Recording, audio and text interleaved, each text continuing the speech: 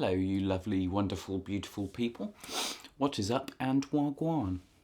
So, today's video is going to be about dissociation. I've seen a couple of you in the comments asking about it. And, yeah, I thought I'd make a video about it because personally I do have dissociation. I don't have it as much now because of the antidepressants, which is interesting, save that thought. But I will give you a rundown of what dissociation is. Now, I've got my laptop in front of me. I'm on a website called verywellmind.com. I'll link it all in the description.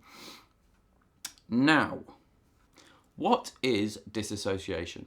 In broad terms, dissociation represents a disconnect between your thoughts, emotions, behaviours, perceptions, memories, and identity. Again, I'll probably put that all there or something. So basically what this means and what it means for me is I often blank out, and it almost feels as if the thoughts in my mind are spiralling so out of control that it's triggered a fight or flight mechanism.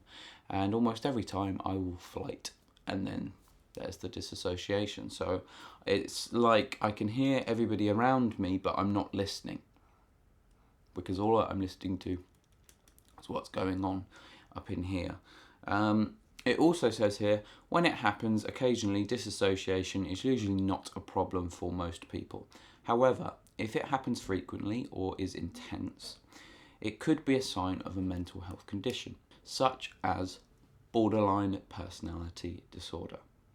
Around 75 to 80% of people with BPD report experiencing stress-related dissociation. Sorry it took me so long to read that. But yes, this is what I find whenever I have a sort of traumatizing experience, or I think about a traumatizing experience, I end up dissociating. So for me, if I am to think about suicide, if I am to think about even that just completely wiped my mind. If I am to talk about suicide, then things like that happen, where it kind of slows my brain because I think about it and I remember what it's like, and then I get lost in my head and my internal thoughts. Now, it says on the website that there is a couple different ways of describing dissociation. It comes into a few different categories. The first one is derealization. Similar to depersonalization, derealization is a feeling of being detached from the external world, which can include other people or objects. Familiar things can look strange, unreal, or familiar. There is depersonalization. Depersonalization is the feeling of being separate from your body. People who experience depersonalization often say it feels like they are observing their own body from the outside, or as if they're in a dream. Now, I can actually relate to this in a certain sense of sometimes when the thoughts get too much, it's almost like I'm looking at myself through a CCTV camera. And this camera's up here, and I can see what I'm thinking, and I can see that I'm zoned out. And it's almost like, it feels like a white haze just comes across my eyes. It's almost like a stare, but different. I don't know. Amnesia. Now, people experience basically losing time. And again, this is part of it. You know, when you get stuck in your thoughts for so long, you forget how long you're thinking. And this can happen, especially when you're going through a rough patch it can go for hours, days. You know, it doesn't matter. It really depends on what the thought actually is.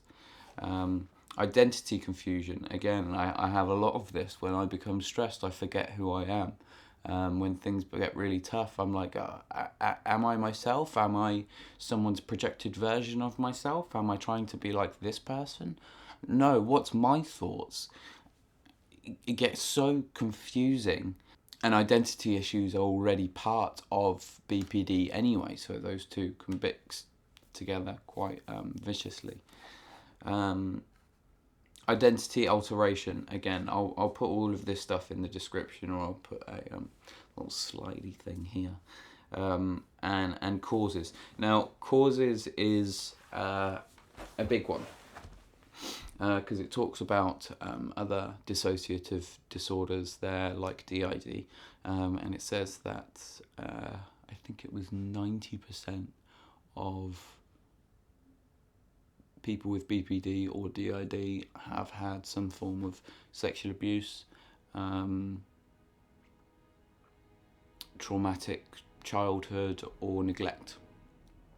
And hand on heart, I can say that that is the case for me, and I'm sure it is for many others.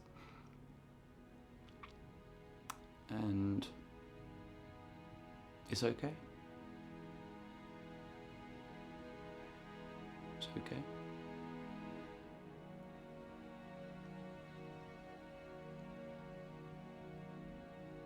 You don't need to worry about a thing. It's not your fault.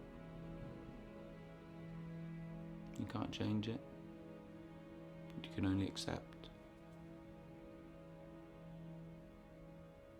And maybe that's what I'm trying to do right now. And accept the fact that it's okay.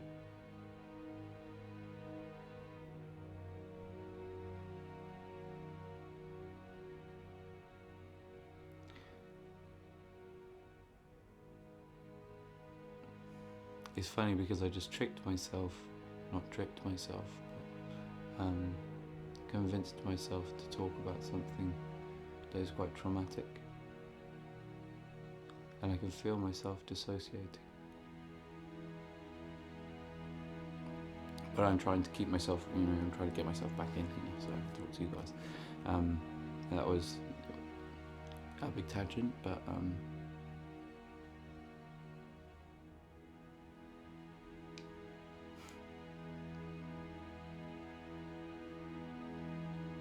it's okay to disassociate, I guess. Just always end with that up thought, so I guess to finish my video, I'm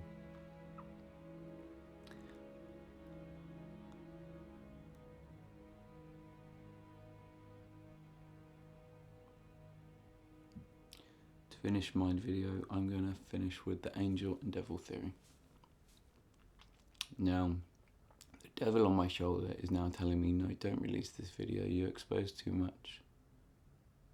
You're really scared of this, you never know what people will think. And the angel is saying, imagine how many people you could potentially help by saying that it's okay.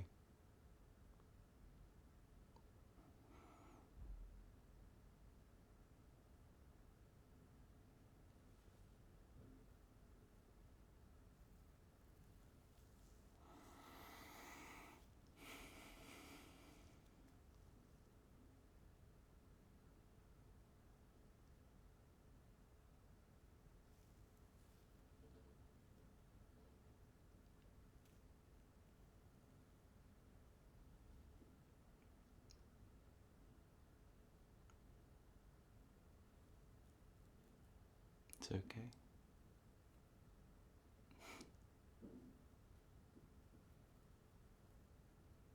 Let's get through this together.